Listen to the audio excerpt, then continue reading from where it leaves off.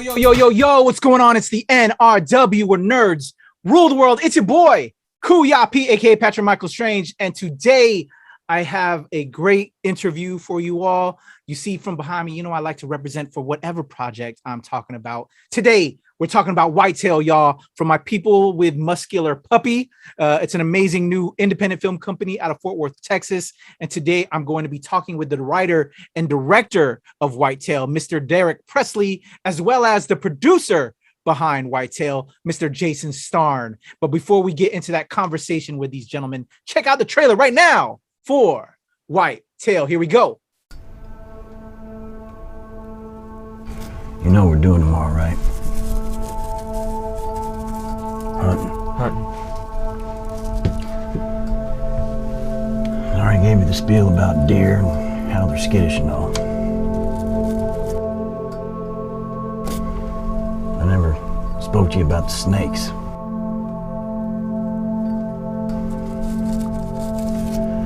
And I didn't drive all the way out here for you to end up bitten by one. People say that snakes hibernate in the winter. That's a load of horse shit. They're out here. They're scarce, but they're out here. And if you don't step where I step, you just might get bitten by one.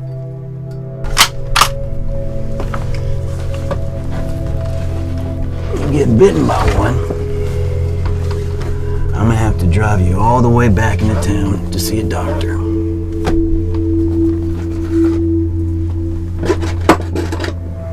Ain't no doctor out here. You understand?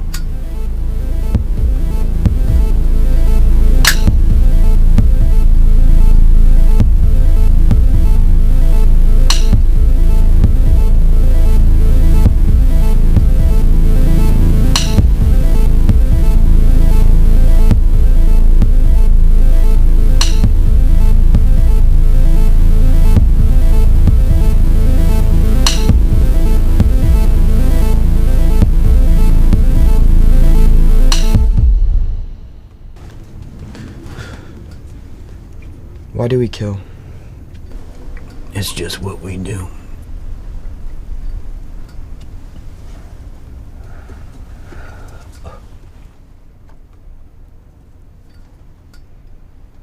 Boom, there you go. The trailer for Muscular Puppy's Whitetail.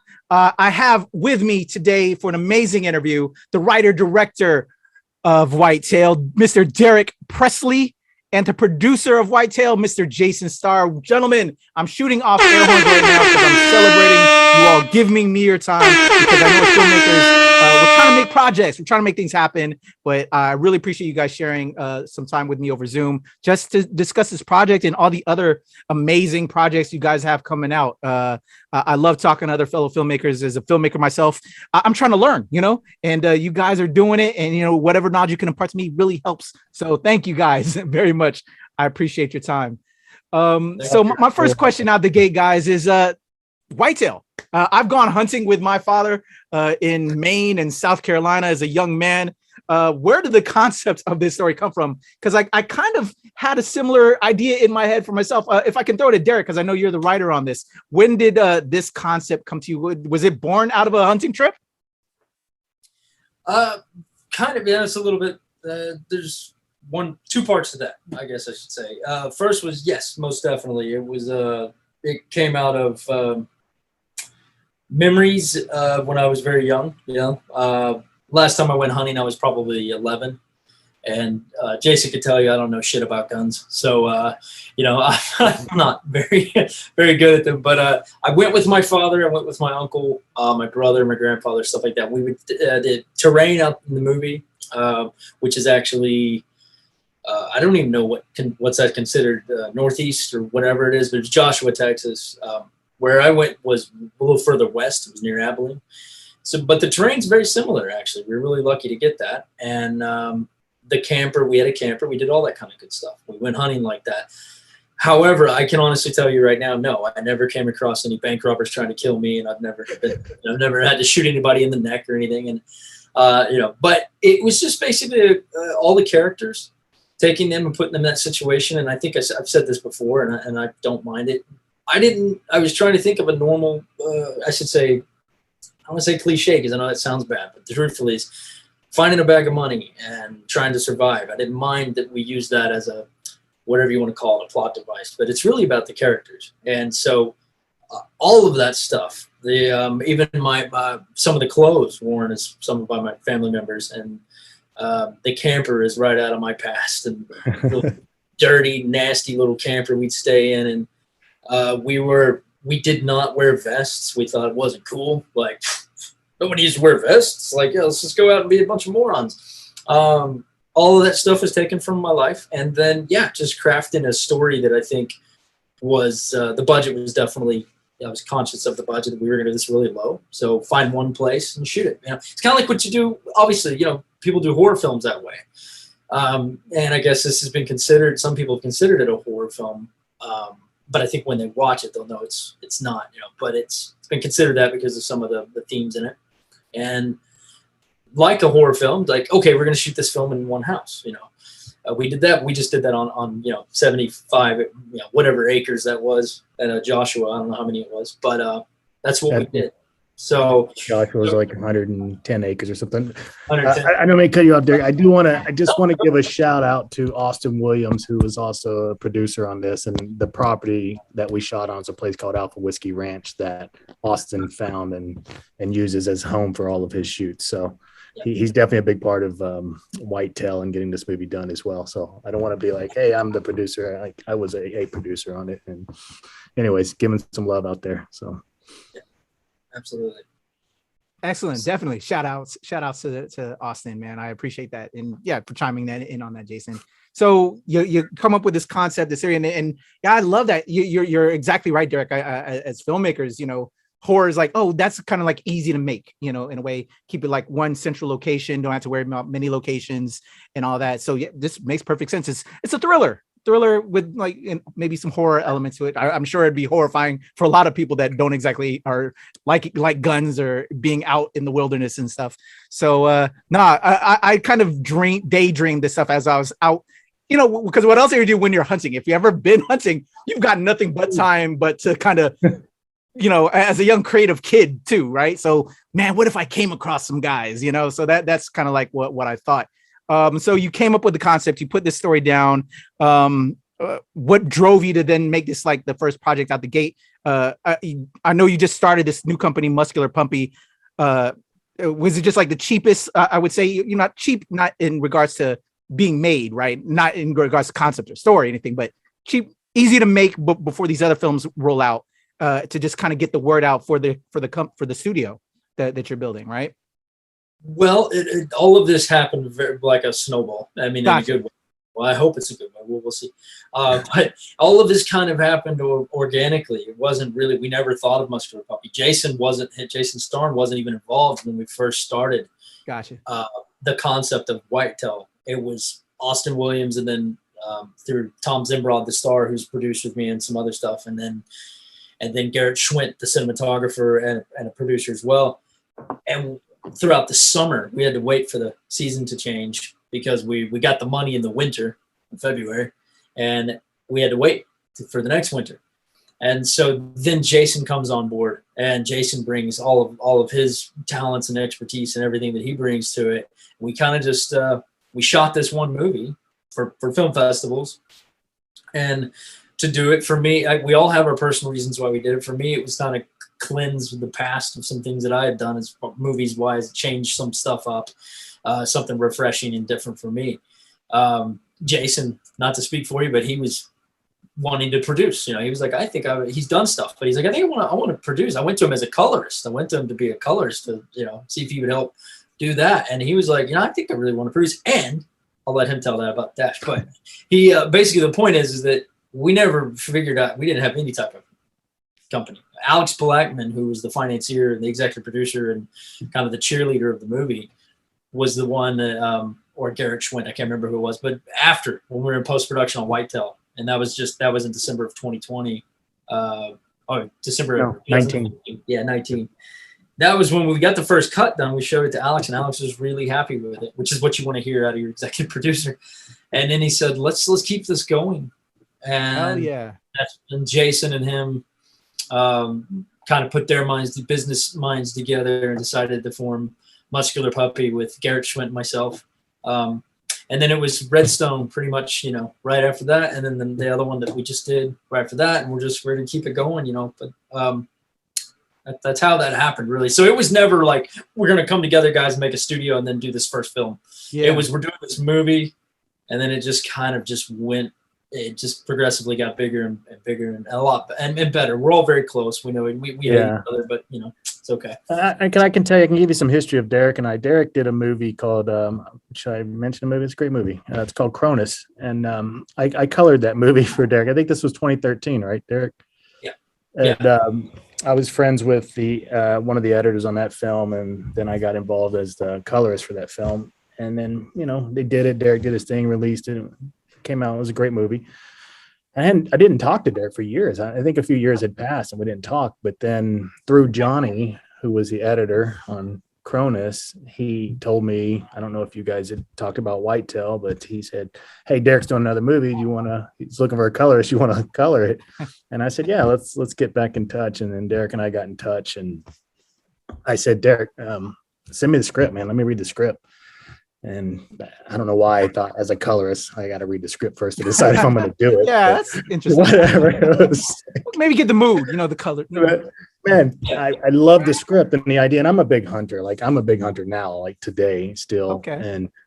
And I read the script and I loved it. I thought the script was fantastic. And that's when I said, look, man, I want to do a lot more than just color this movie. Let me get involved and help get this, get some more stuff behind it, brought in some more financing.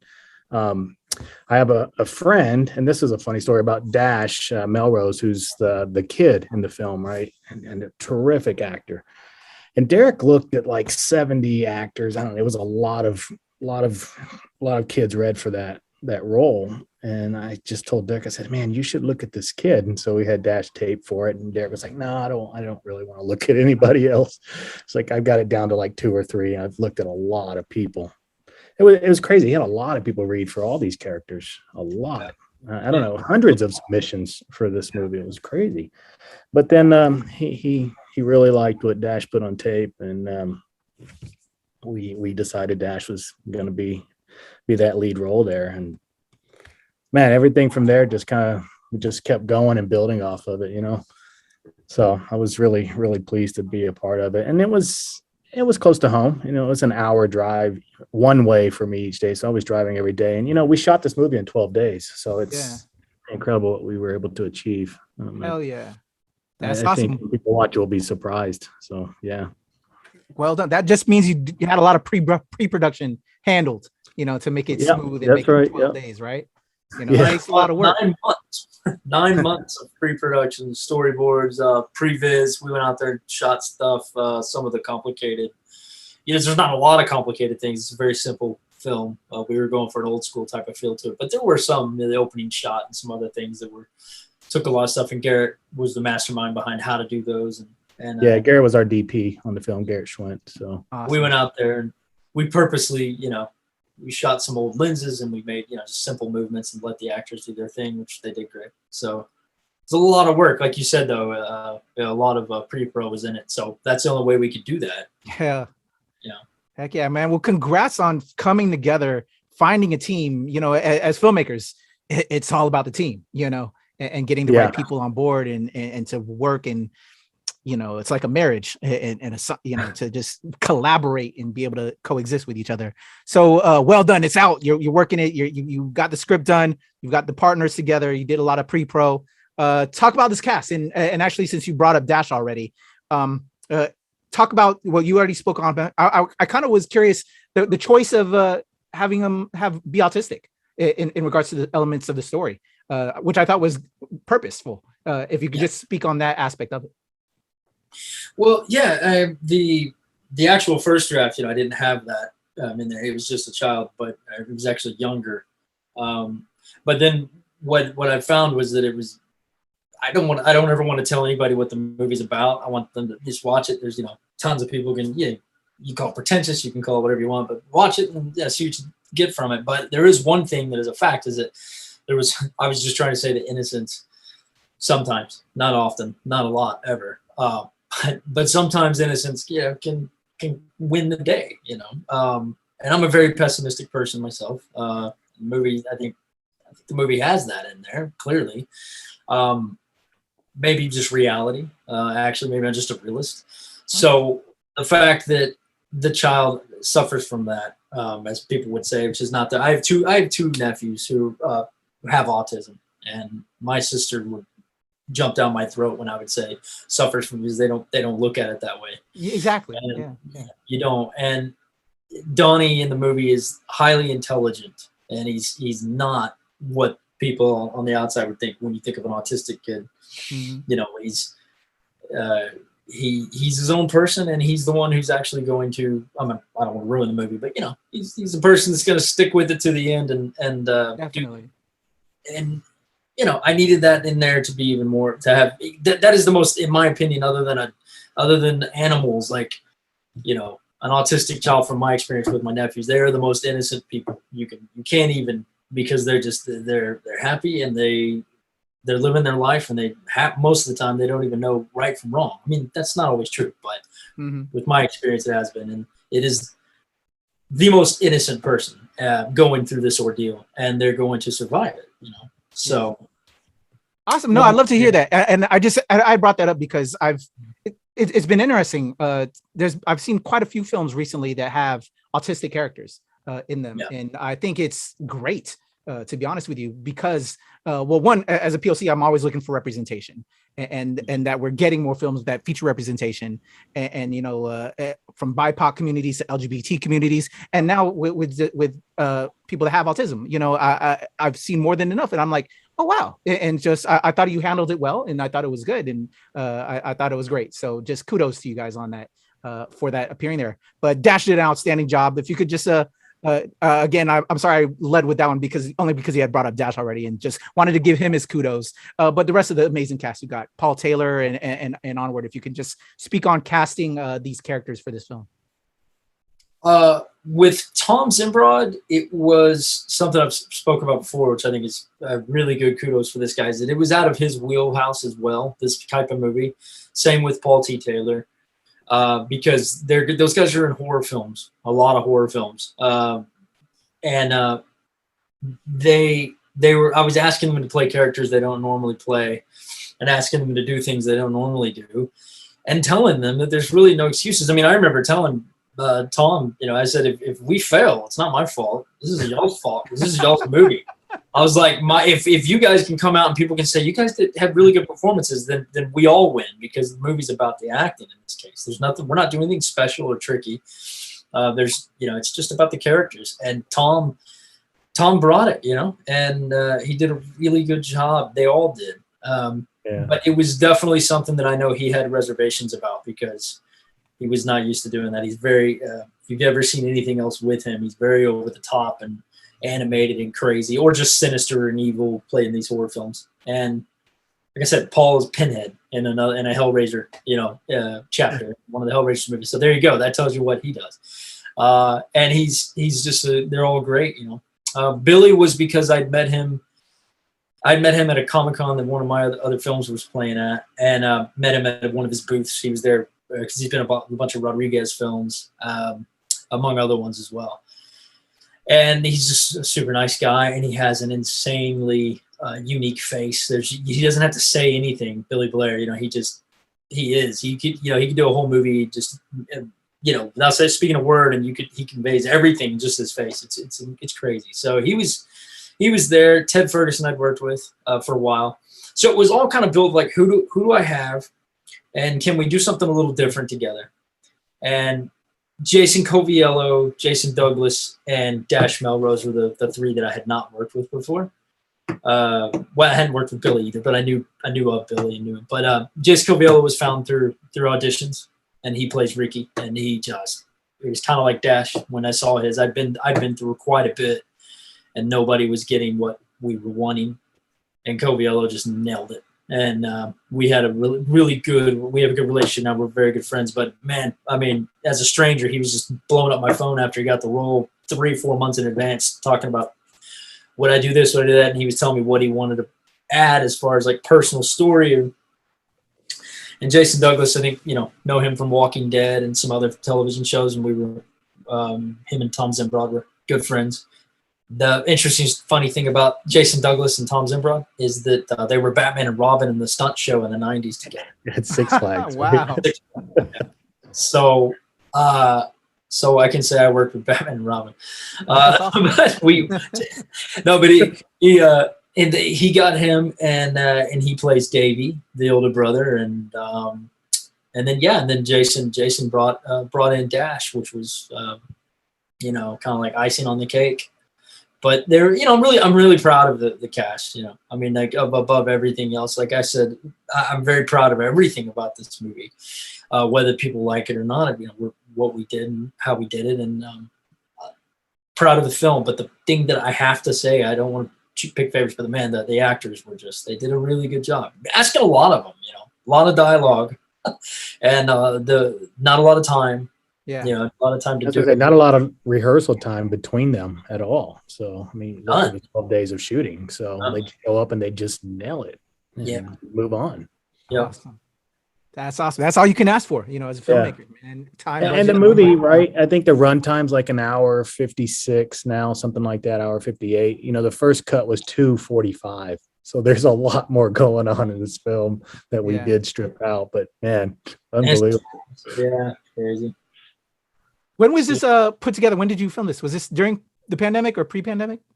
November 2019. So our last day of shooting was the day before Thanksgiving, 2 days before Thanksgiving. So we had a day off before Thanksgiving. Okay. So you beat the pandemic with this one, right? We beat the pandemic with this one. Yeah, that was right before. And then we got into that next movie, Redstone, which we had planned on shooting in April of 2020.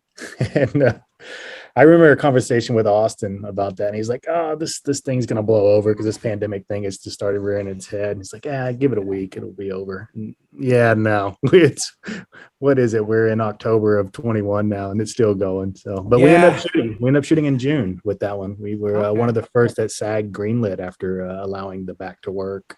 So, awesome.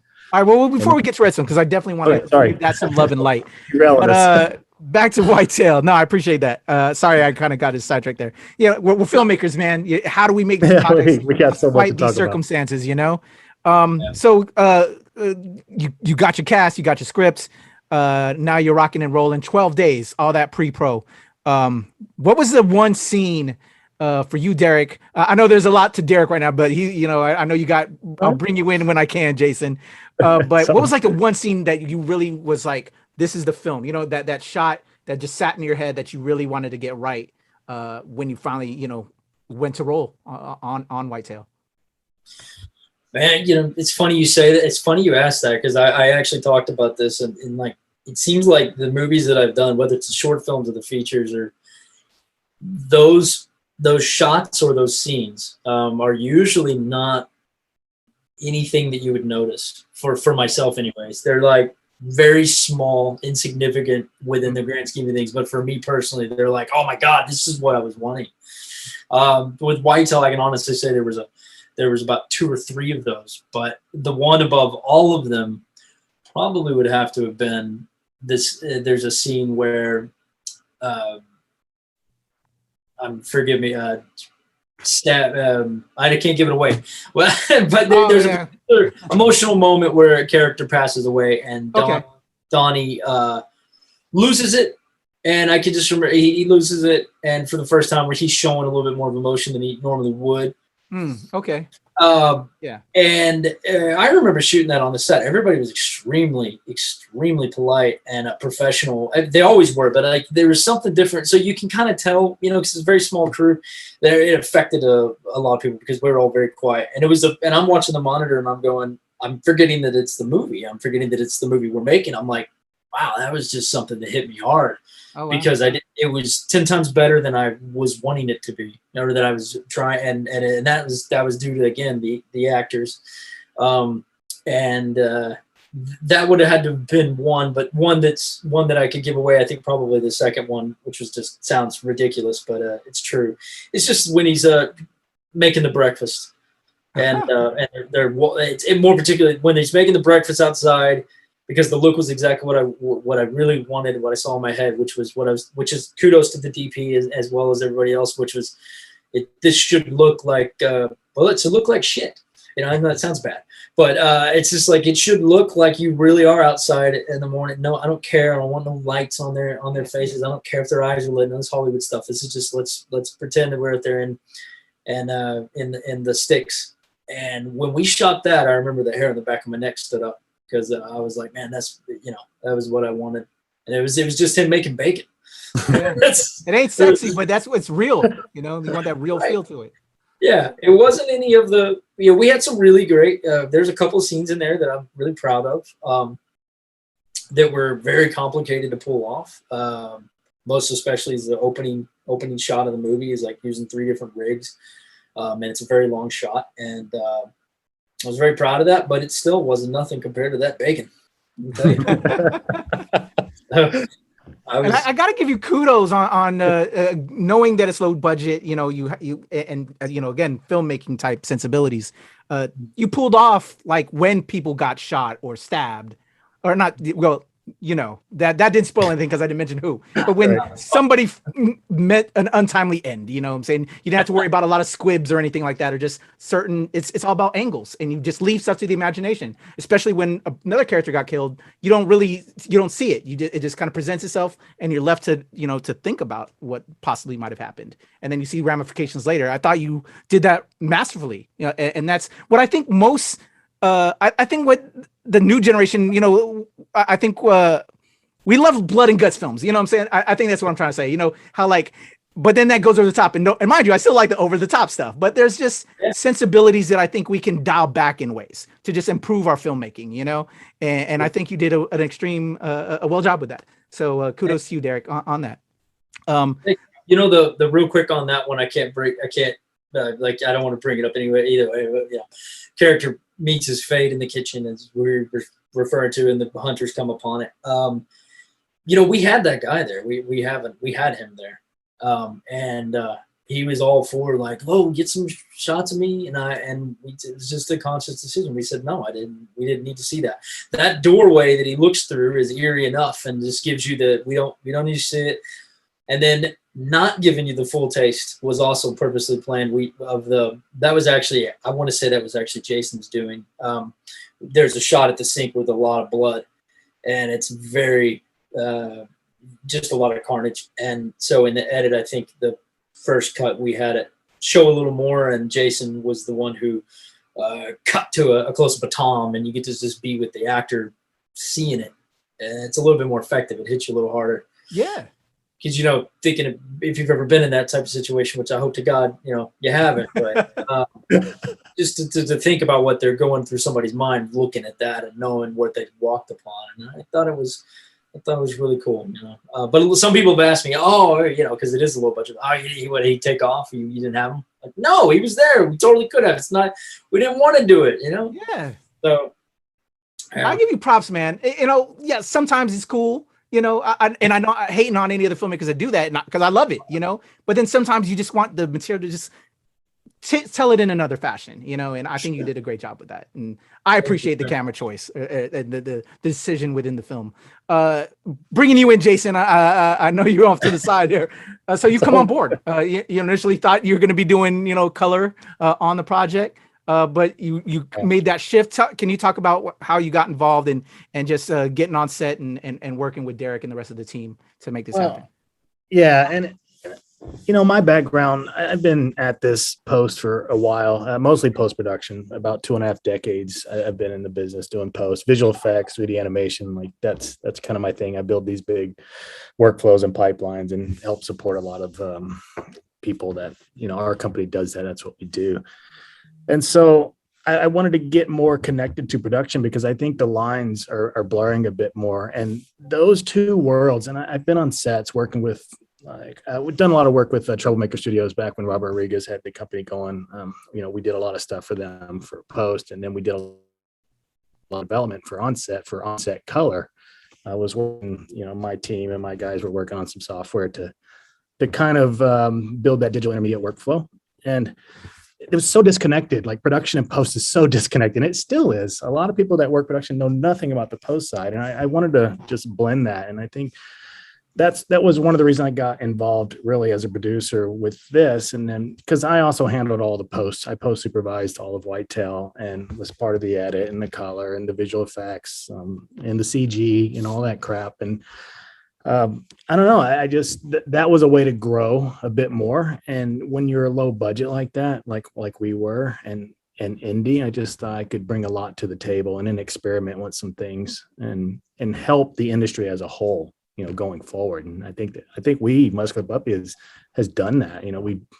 We've done some pretty cool stuff since Whitetail, with 2 other films, and I think we're going to be able to help other filmmakers that we edited. Going back to Redstone, fully in the cloud, the edit of that film. So, and I think that's the future of what we're seeing here. We're able to work in this disconnected world where we're not together in a room, but we're still together in the cloud and stuff. And that's what I wanted to really bring and start exploring. And then Muscular Puppy was formed. So, hell yeah, kind of how it came together.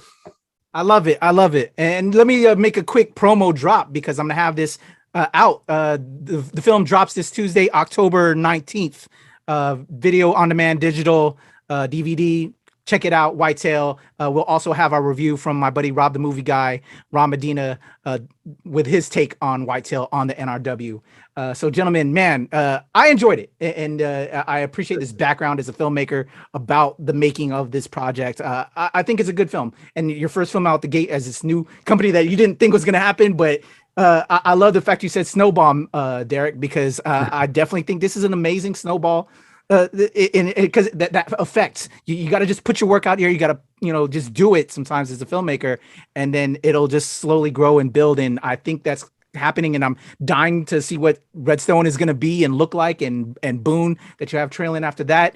Congrats to you all, man. Finding this team. I got to just give props on that because it's, such a dream. We've been in the industry for, Jason, you said 20 years.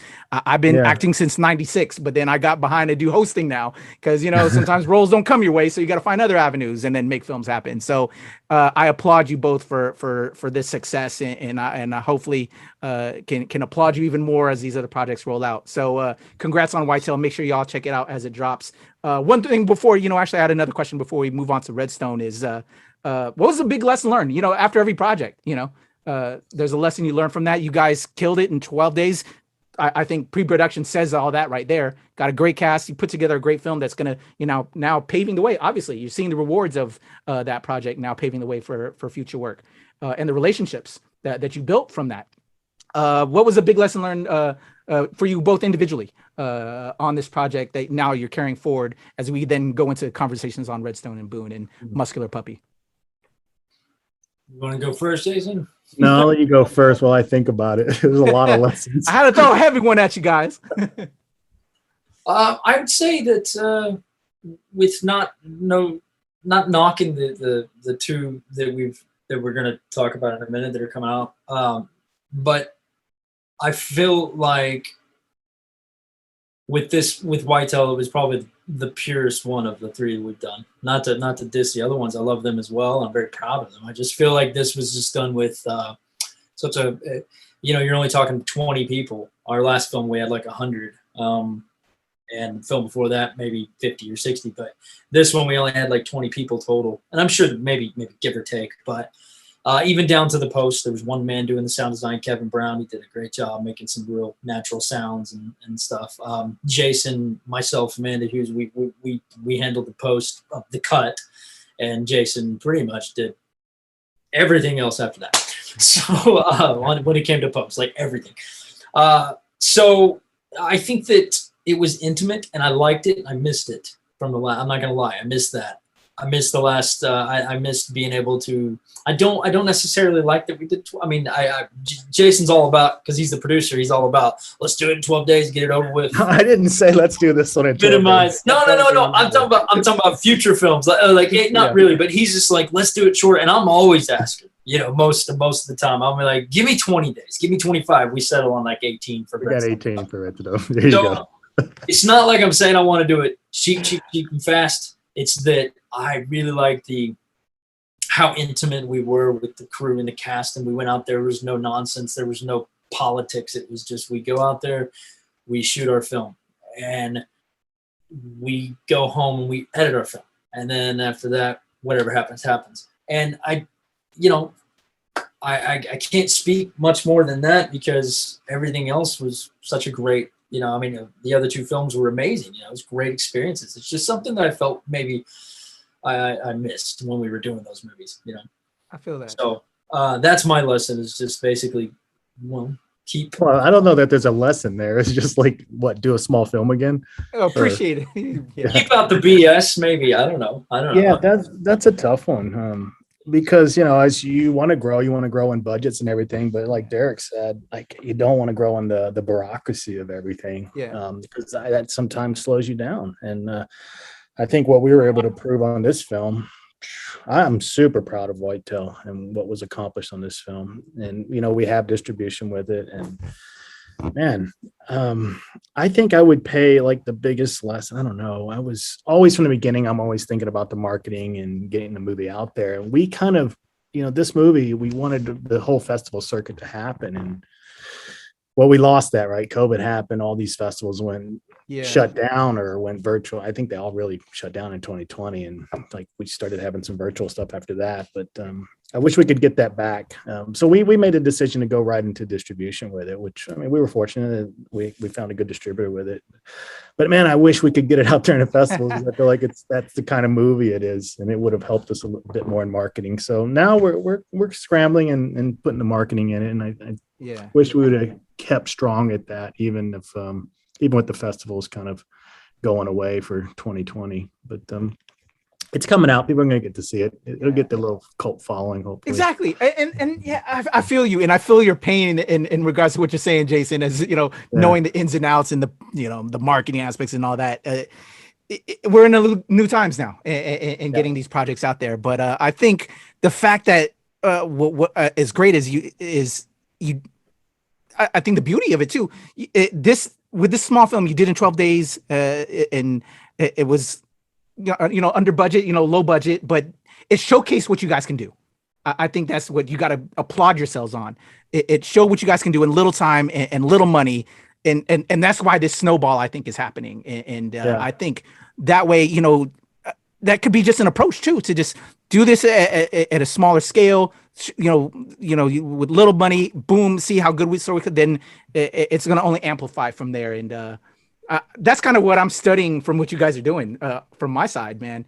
I think that's just a way of making it happen. And so for me, on my end, a lesson learned that I've learned from you guys. But I think you guys should applaud yourselves for that, because now you're gonna see this snowball effect happen. It's getting the right team, man. Like, really getting the right team to make all this happen. So like, we're very fortunate that we've had the right team, the right software partners, the right technology partners that came in and helped us as well. I got a funny story I want to tell real quick. X2X Media, big company known in Hollywood, built a bunch of the storage devices for the RE camera, right? And so they have a storage appliance that Codex makes. And we were able to get that for Whitetail. I was able to use it and test it because I wanted to build a case study for a Red workflow, because we shot 2 Red Dragons on Whitetail at 6K and wanted to use their storage for all the edit to hosting all the raw files and all the DIT. And it worked out great. So it was a great case study about that.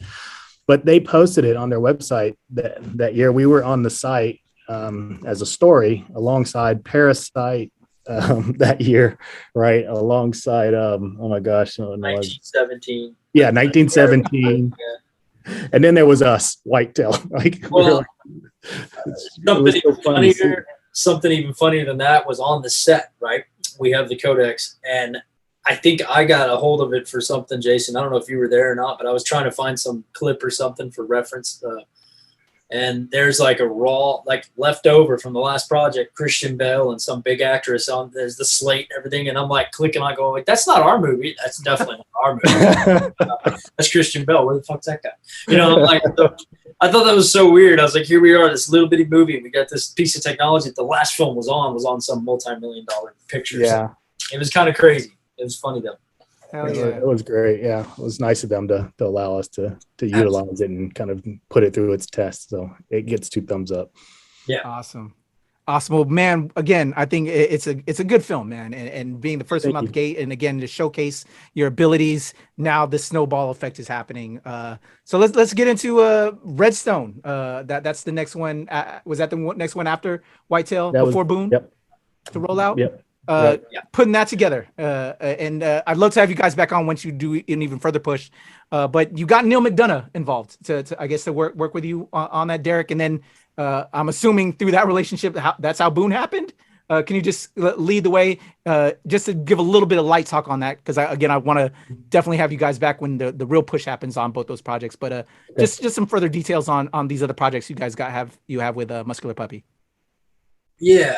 Well, with Redstone, it was showing Alex Blackman, our lead, our executive producer. We had a couple of executive producers, but he was our executive producer and CEO guy. Started Muscular Puppy with us, and he really loved it. And he just said, "Man, let's up the budget a little bit." So the next one we did was 6 figures, mid 6 figures, and like Jason said earlier, we already had actually offices. We were going to shoot it in downtown Fort Worth, which is I'm not sure if you're familiar with Texas, but it's kind of like right outside. It's why they call it DFW Airport, because it's Dallas. Yeah, I've been around. Okay, all right. So Fort Worth's there. We had this nice area that we were going to do all that. And then COVID hit, and we went into lockdown. During lockdown, we were all individually, like pretty much in our rooms on Zoom, pretty much every day. It seems like, anyways, all day. And Jason was doing pretty much everything that he could possibly do to get it greenlit as soon as we were out of lockdown, which we didn't know when it was going to be. They kept pushing it. And so a lot of the pre-pro and that was done in virtually in our rooms. Certainly all the business stuff, for the producers. And we had an actor we really wanted to play the main bad guy, to play Jed Haywood, who's this guy. And he was on. He really wanted to do it, and it was great. It was going to be awesome. And then he, for one reason or another, couldn't make it. And he shared the same agent, I believe. And Jason, I could be wrong, but he somehow or another got to Neil McDonough. And Neil said, "I don't want to be Jed. Yeah. I want to be Boone. I want to be the main guy." Which we're thinking, well, we can't afford that because the other guy's only on set for 3 days, but you're going to be here for 18. Like, there's no way. Neil really loved the script and made a good case for it, and we worked out a thing. Jason did and did his magic, and that's a fast way of how we got to Redstone.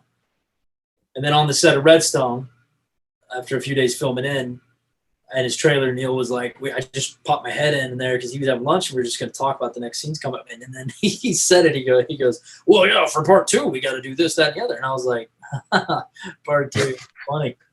This script, no, there can't be a part 2. Can there be a part 2? There's no way there's a part 2. But he was insistent on that, and he and Jason then kind of steered the ship for a sequel. Pretty much while we were in post on Redstone. So Whitetail, we were in sound on. Redstone, we were in picture edit. And while we were in picture edit for Redstone, we were having meetings with potential investors to shoot in Washington State, up in the mountains for Boone. And I was writing the script with Neil. We were writing the script while we were editing Redstone, and Whitetail's on the end of coming out. Wow. And the only thing I said I had to make crystal clear, and I guess people that see the movie will know, is that like Redstone and Boone, while you can call them the sequels, they're really not. It's just a different. It's I took I kept using Sergio Leone's Man with No Name trilogy as a reference. I was like, it's Clint Eastwood. It's all these actors. They're in the same movies. You never know what his name is. You know it's the same character, but it's different adventures, and we don't say it. So that's how this one is. There's really no mention of Redstone. It's completely shot differently. We made a conscious effort to do that. And Redstone is not a Western. Redstone is a crime thriller, like a pulpy kind of crime thriller. Anamorphic lenses. We did some different kind of filters to give it a little red hue to it, and we did all this to probably more grain, I would say. When we went with Boone, it was like, no, it's cold, it's blue. We're gonna shoot full frame. We're not gonna. It's two completely different movies. It just has the same character. So we went above and beyond to make sure that it was like that in tone. One is a crime thriller and one is a neo-western. I mean, it's completely different. You know, it's a spiritual sequel, though. There are some nuggets that are in Boone that come out of Redstone that if you watch Redstone, but you don't need to watch one to watch the other to see.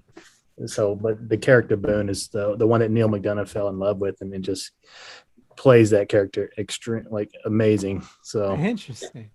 Yeah, but it was a funny story because, like what Derek was saying earlier about Redstone, when we finally got to Neil after I think he was our third big name, and we were really looking for this. We could afford a star for 4 days, right? Our Jed Haywood, who we actually got another big star for Jed, which was Michael Cutlitz, came in and played Jed, and that was through Neil and that connection from Band of Brothers, and those guys have been friends for a while, but. I remember getting on the phone, I get on a Zoom call with Neil and him saying, I really love this character. This is funny because actually the Boone character was going to be Billy Blair, who ends up playing Hutch in the movie, which would have been a completely different movie. And I think more of when it was originally written. But then when Neil McDonough says, hey, I really love this character, is there any, if I don't want to take anybody's parts away or roles, I don't want to do that. But if there's any way that you guys could imagine this and it could work out, and I was like, man. And then I stopped him. I was like, look, we got that budgeted for like 4 days. Like, I don't know that we could have, like, this character Boone is going to be on set for 16 days. He's like, I don't care. I want to do it if we can make it happen. And we're like, well, Derek, I mean, if we can get, and make this work. And he's like, yeah, he was all in. And, the guys we already had, like Billy, we shipped him over to Hutch and he was great. And he was like more than happy to do that. And then Neil made some calls. We got Cutlets. It was all last minute. But it all came together again. Like, you put your faith out there and put it in there and you keep working it. Right. And then it'll come together. And we all know as filmmakers, once you make the film, obviously, but you got to sell the film. You got to get it bought overseas. It's all about that. And that's going to then lead to the other projects and make these projects happen down the road. I would agree with those decisions. And it's a hard process. But again, I think that when you do the work and the work gets seen, that's then just what's going to build. You know what I'm saying? You do good work and it's going to build. And I think you guys are going to be blowing up a few more years. I'm going to give y'all some props right now. I appreciate the time, but this is the work that's got to be put in, and it starts slow.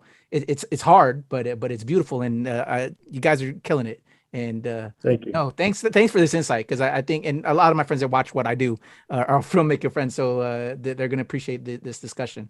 But you guys, we're hoping to start shooting another movie in December. So awesome. We're about a month out here. We're going to know if we're going to go or not. So we'll see. I hope so. It'll be pretty incredible to get 4 movies done in 2 years. So hell yeah. And just who would have thought, right? Maybe a couple years back, Right. So exactly. So you got these rolling out, you got it rocking.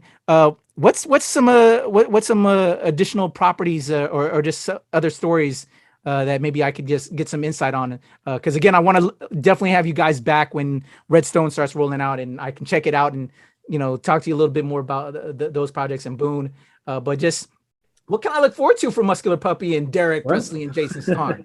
What's on the radar for you guys? What are some goals that you guys are well? In mind? Redstone's distributed and releasing December 3rd, I think, is a release for Redstone. Boone is releasing March of 22. They need that little window. But in between that time, this movie I'm talking about in December is a movie called Tonic, and we can send you over a script and book for it after a call or whatever. And I was telling you earlier, we were just on a call for a project called American Thunderbolt that we're pretty excited about, that Derek's been tasked to direct. And it's a true story about a boxer set in the 20s. So it's a period piece.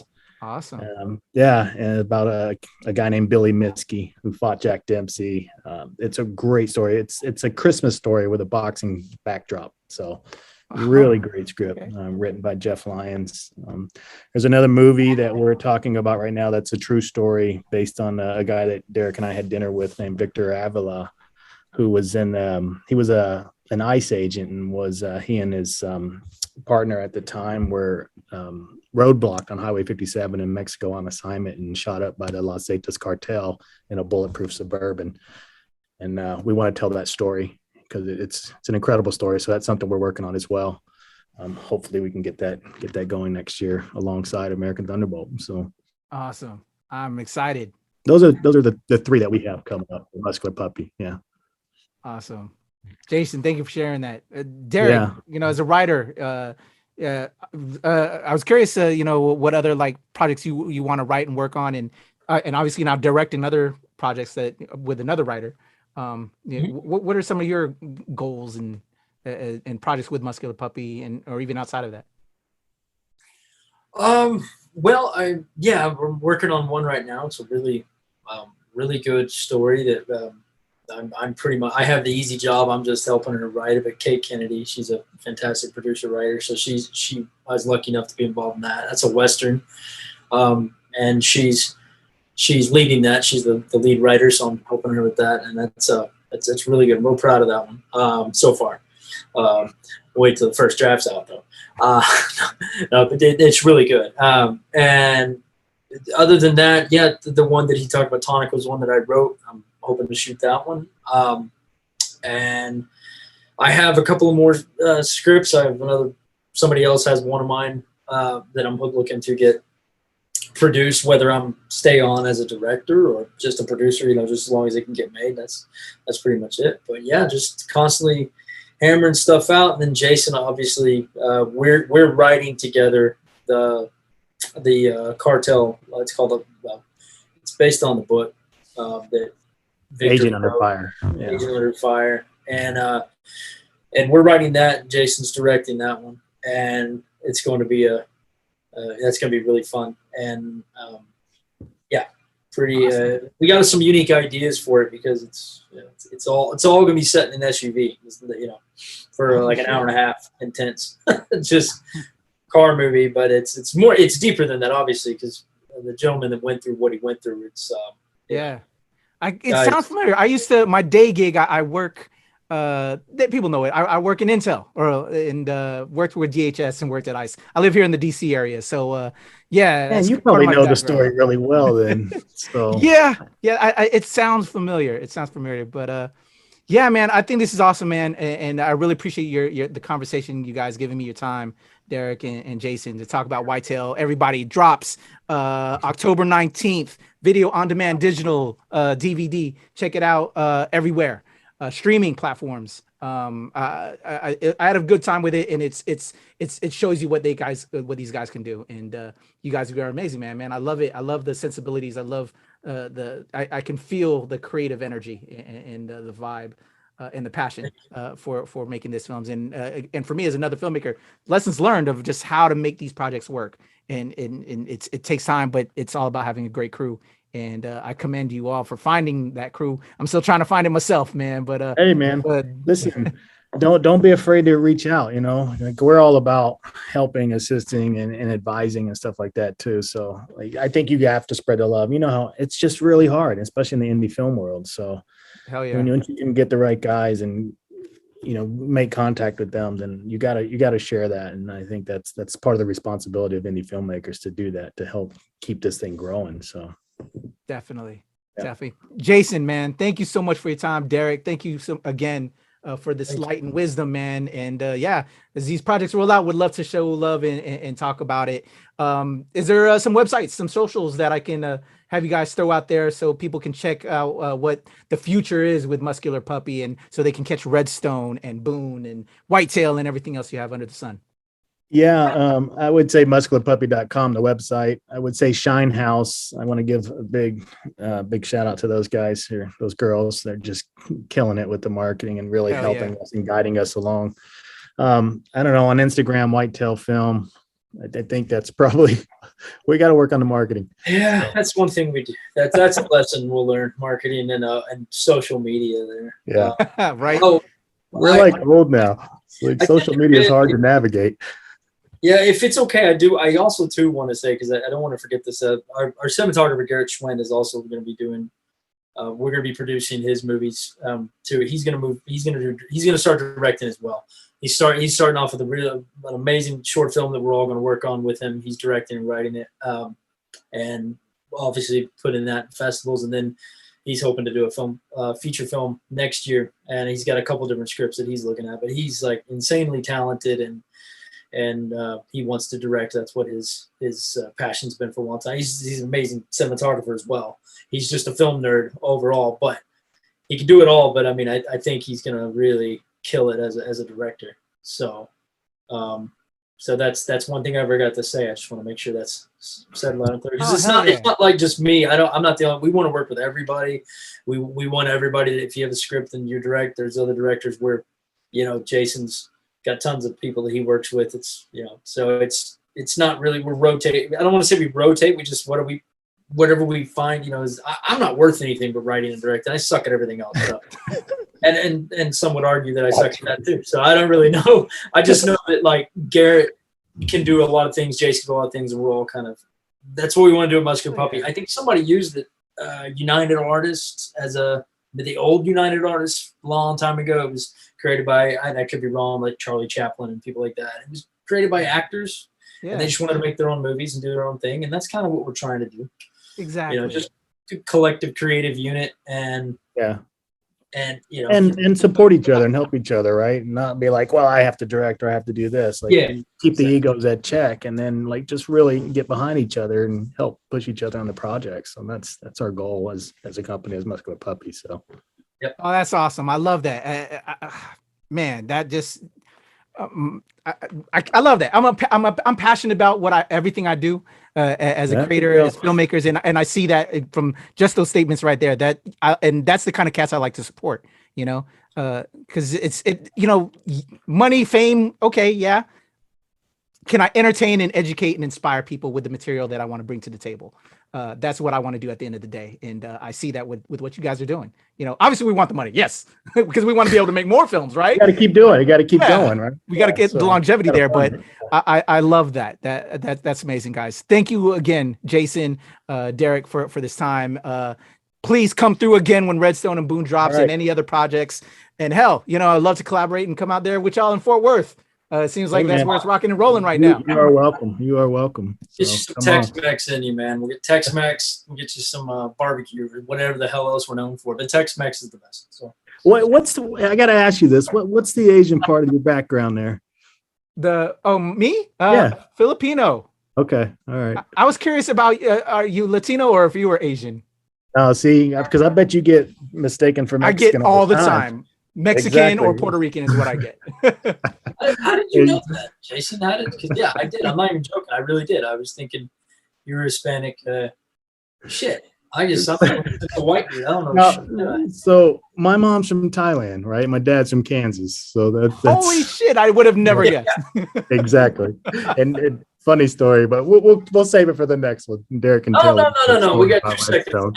I got to say it. 2 seconds. I mean, I've known the guy, just like he said, for a while. I colored a film with him years back. I had seen him a long time. We're sitting down. He says, I want to go to lunch. I was like, okay. We meet at a Thai restaurant, Thai food. We're eating, and he goes, yeah, my mom made this or something. My mom used to make this. And I looked up at him, and in my brain, I'm going, what the hell's a Hispanic guy? What?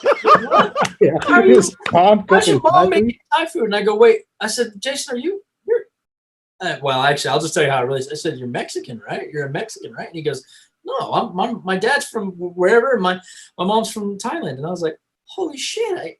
There we go. And I thought for 8 years this dude was an Hispanic gentleman. That just goes to show you what I know. It's all love, man. That's not the emphasis of the relationship. You know how like that can become a thing. I think it's beautiful, man. It was funny. Well, I was curious, though. Oh yeah. Oh, no worries. I was slightly curious because you have the Filipino nose, bro. So I was like, could he be possibly Filipino? But this was a pleasure, man. Thank you guys again for your time. Jason, Derek, Whitetail is out, y'all, now available. As of when I have this interview, it'll be probably right before the drops. My boy Rob Medina will be dropping a review of Whitetail. I had a good time with it, and I can't wait to see more from Muscular Puppy. Derek Presley, Jason Starne, your boy Kuya P, NRW, where nerds rule the world. We are out of here. Good. Thanks, man. There we go.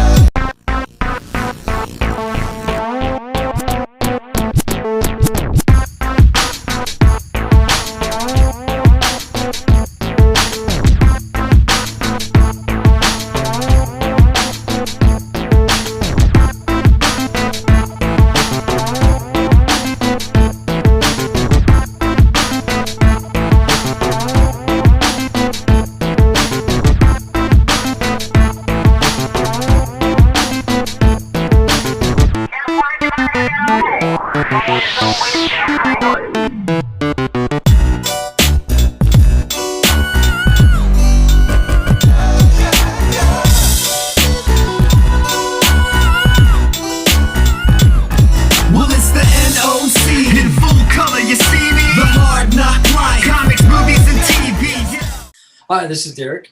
Hey, this is Jason. Check out our interview with Kuya P as we discussed our film Whitetail.